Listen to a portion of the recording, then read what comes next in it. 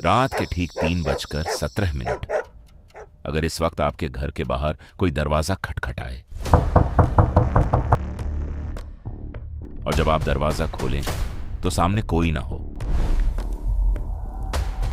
लेकिन पीछे से आपकी ही आवाज आए, दरवाजा मत खोलो, तो आप क्या करें? आज की कहानी एक ऐसे घर की है जहां दरवाजा सिर्फ एक बार खुला था और उसके बाद वो घर कभी पहले जैसा नहीं रहा। अभिषेक और उसकी पत्नी नेहा शहर की भाग दौड़ से दूर एक पुराने घर में शिफ्ट हुए थे।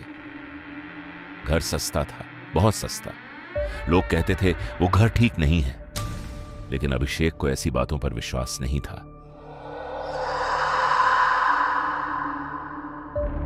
पहली रात सब सामान्य था।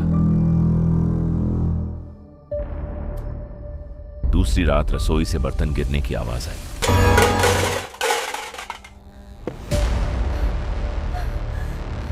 लेकिन तीसरी रात नेहा ने पहली बार वो आवाज सुनी। दरवाजे पर घड़ी में समय था 3:17। अभिषेक उठा धीरे धीरे दरवाजे पर गया। नेहा ने पीछे से कहा, मत खोलो। अभिषेक हंसा, कोई मजाक कर रहा होगा। उसने दरवाजा खोल दिया। बाहर कोई नहीं था, सिर्फ ठंडी हवा। लेकिन जैसे ही वो पीछे मुड़ा, नेहा कमरे में नहीं थी। कमरा अंदर से बंद था, खिड़की बंद, नेहा का फोन बिस्तर पर, लेकिन नेहा गायब। अचानक उसी दरवाजे पर फिर से दस्तक, लेकिन इस बार आवाज अंदर से आ रही थी। और फिर नेहा की आवाज, अभिषेक दरवाजा मत खोलो। लेकिन आवाज दरवाजे के पीछे से नहीं, दीवार के अंदर से आ रही थी। अगर आपकी पत्नी की आवाज दीवारों के अंदर से आए और वो आपको चेतावनी दे, तो क्या आप उस आवाज पर भरोसा करेंगे या उस चीज पर जो उसके रूप में आपके सामने खड़ी है? अभिषेक पीछे मुड़ा। नेहा उसके पीछे खड़ी थी, मुस्कुरा रही थी, लेकिन उसकी आंखें पूरी काली थी। तुम दरवाजा क्यों खोलकर आए? अभिषेक पीछे हटने लगा। तभी दीवार के अंदर से फिर आवाज आई, मैं यहां हूं। अभिषेक समझ गया, उसने जिसे अंदर आने दिया था वो नेहा नहीं थी। घर के पुराने कागजात में उसे एक बात पता चली। 5 साल पहले इस घर में एक महिला की मौत हुई थी।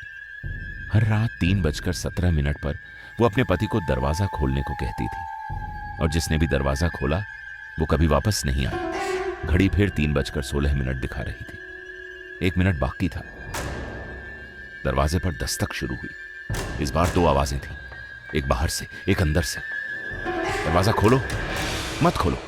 अभिषेक ने आंखें बंद की और इस बार उसने दरवाजा नहीं खोला।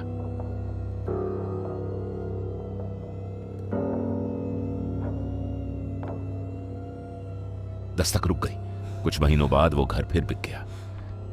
नए लोग आए।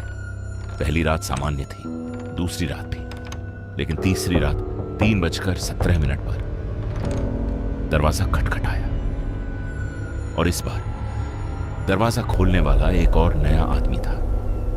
याद रखिए, कुछ दरवाजे इसलिए बंद होते हैं क्योंकि उनके पीछे कोई खड़ा नहीं होता, बल्कि कुछ इंतजार कर रहा होता है।